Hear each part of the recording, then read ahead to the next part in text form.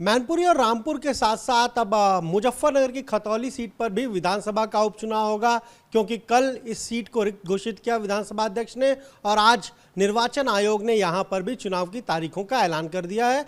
खतौली में भी उन्हीं तारीख पर वोट डाले जाएंगे जिस तारीख पर, चाहे हम रामपुर की बात कर लें या फिर मैनपुरी की बात कर लें, यानी 5 दिसंबर को वोटिंग यहां पर होगी। यूपी में 3 उपचुनाव होंगे, क्या तैयारी बीजेपी के? हमारे साथ बात करने के लिए पिछड़ा वर्ग कल्याण मंत्री नरेंद्र कश्यप जी हैं, जो बीजेपी ओबीसी मोर्चा के प्रदेश अध्यक्ष भी हैं। नरेंद्र जी, अब 3 उपचुनाव होंगे। एक उपचुनाव तो अभी आपने जीता गोला गोकरणनाथ का, अब ये 3 महत्वपूर्ण चुनाव हैं। 3 महत्वपूर्ण इसलिए कि एक नेताजी के निधन से खाली हुई, एक आजम खां की सदस्यता गई और एक बीजेपी सदस्य की सदस्यता गई है। तीनों चुनाव की क्या तैयारी है? देखिए, भारतीय जनता पार्टी एक ऐसी पॉलिटिकल पार्टी है जो 24 घंटे 12 महीने संगठन की दृष्टि से अपने काम को करती रहती है। चुनावी प्रक्रिया की संपूर्णता संगठन के माध्यम से संपन्न होती है। तो एक बात ये स्पष्ट है कि भारतीय जनता पार्टी की चुनाव लड़ने और चुनाव जीतने की तैयारी सदैव रहती है। 3 सीटों की चर्चा आपने की, निश्चित है।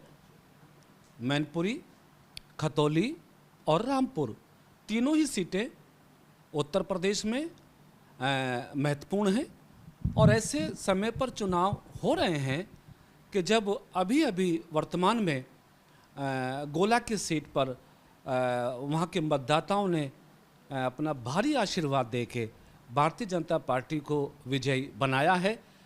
उस परिवेश में अगर सोचें, पार्टी के संगठन की धार, कार्यकर्ताओं की मेहनत, मतदाता को रुझान विश्लेषण करें, उत्तर प्रदेश की राजनीति को समझने की चेष्टा करें, तो अब इस बात को समझ लेना बड़ा आसान होगा कि नेताजी की रिक्त सीट मैनपुरी जैसी लोकसभा पर भी भारतीय जनता पार्टी अब विजयी हो, इसमें कोई अतिशयोक्ति की बात नहीं होगी।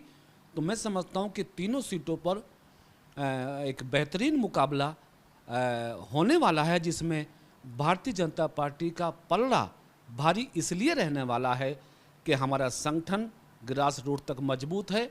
डबल इंजन की सरकार की उपलब्धियां जनमानस के मध्य स्पष्ट हैं।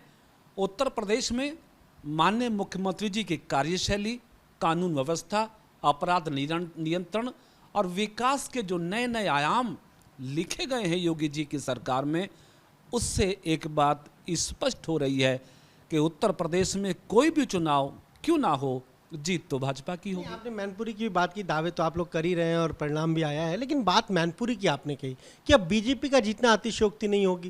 वो तो मुलायम सिंह यादव की सीट रही है, सिंपैथी नहीं होगी। अखिलेश यादव परिवार से किसी को लड़ाएंगे, वो सिंपैथी उसको नहीं मिलेगी। बीजेपी कैसे फिर जीत पाएगी? देखिए, यही सवाल उस समय भी लोगों ने किया था जब रामपुर और आजमगढ़ की लोकसभा की सीटों पर चुनाव हुआ था। प्रदेश के बहुत सारे विश्लेषक, अपोजिशन पार्टी के लोग इस बात को कह रहे थे कि समाजवादी पार्टी, रामपुर आजमगढ़ की सीटें समाजवादी पार्टी की पुरानी सीटें, परंपरागत सीटें हैं, यहाँ तो कोई जीत ही नहीं सकता।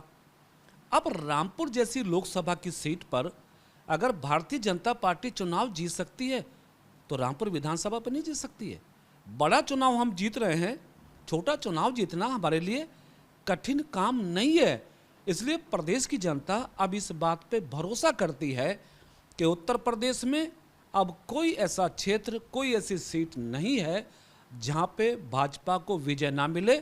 हमारा काम, हमारे संगठन की मेहनत, सरकार की उपलब्धियां और मोदी योगी जी की डबल इंजन की सरकार ने आज जनता के मन में स्थान बनाया है, आस्था बनाई है। इसलिए अब मैनपुरी भी शायद भाजपा के खाते में जाएगी, रामपुर और खतौली में तो कमल खिलेगा ही। अच्छा, खतौली की अगर बात करें, विक्रम सैनी की सदस्यता गई, काफ़ी दिनों तक सदस्यता बची रही, फिर जब जयंत चौधरी ने पत्र लिखा तब एक्टिव हुए सब लोग और फिर सदस्यता गई। तो क्या बीजेपी को ये लग रहा है कि विक्रम सैनी की जो सदस्यता गई उसकी एक सिंपैथी मिलेगी, विक्रम सैनी के परिवार से भी किसी को पार्टी लड़ा सकती है क्या? भारतीय जनता पार्टी, मैंने पहले कहा कि विचारधारा वाली पार्टी है, सशक्त संगठन वाली पार्टी है और अपने आप में जन भावनाओं को पूरा करने वाली सरकारों का प्रतिनिधित्व करने वाली पार्टी, इसलिए सिंपैथी और तमाम चीज़ें भारतीय जनता पार्टी के लिए ये बहुत महत्व की बात नहीं है, क्योंकि भारतीय जनता पार्टी अपने संगठन, अपने सिद्धांत, डबल इंजन की सरकार के उपलब्धियों पर चुनाव जीतने के लिए आतुर और तैयार है। एक सवाल यह है कि जब कोई भी चुनाव हो, गोला का हुआ चुनाव, तो समाजवादी पार्टी ने तमाम सारी शिकायतें की, निर्वाचन आयोग को पत्र भी लिखा। अभी रामपुर में अब चुनाव होना है, 5 तारीख को वोटिंग होगी, तो आज फिर उनकी एक पूरा प्रतिनिधि मंडल गया और इलेक्शन कमीशन गया और शिकायत की है रामपुर के कमिश्नर अंजय कुमार को हटाने की। उन्होंने लिखित शिकायत की है। समाजवादी पार्टी रास्ता ढूंढती है हार का ठीकरा फोड़ने का। उनको मालूम है कि उत्तर प्रदेश के मतदाता चाहे मैनपुरी के हों, रामपुर या खतौली के हों, उनकी मन स्थिति योगी मोदी जी के साथ जुड़ी है, भाजपा के साथ जुड़ी है। यही शिकवे शिकायत उन्होंने पहले चुनाव में भी की थी। अब मैं तो यही कह सकता हूं कि शायद अपोजिशन पार्टी के लोग, समाजवादी पार्टी के लोग अब अपनी भूमिका का निर्वाह ना करते हुए हार से कैसे बचा जाए, हार का ठीकरा किस में फोड़ा जाए, ये चिट्ठीबाजी करना, इसको हटाना उसको हटाना। पहले ये तक जे हमारे वोट काट दिए, भाजपा ने अपने वोट जोड़ लिए। इलेक्शन कमीशन स्वायत्त संस्था है, वो अपने हिसाब से निर्णय लेती है। अब उन लोगों की शिकायत कैसी है, क्या उसमें होना है, इसे इलेक्शन कमीशन देखेगा।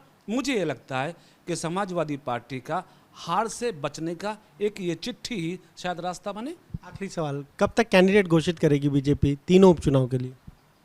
कैडर बेस्ड पार्टी है भारतीय जनता पार्टी। एक प्रत्याशी के चयन की प्रक्रिया है, जिले से प्रारंभ क्षेत्र को होते हुए प्रदेश में आती है।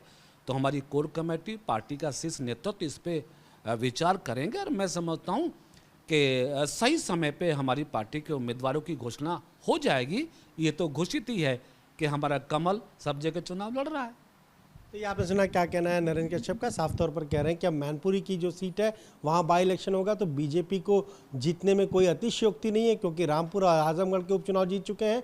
समाजवादी पार्टी ने जो शिकायत की उस पर उनका साफ कहना है कि दरअसल समाजवादी पार्टी को पता है कि उसे हार मिलेगी और अब हार के बहाने खोजे जा रहे हैं।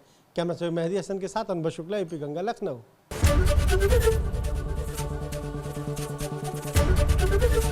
एबीपी गंगा, खबर आपकी, जुबान आपकी।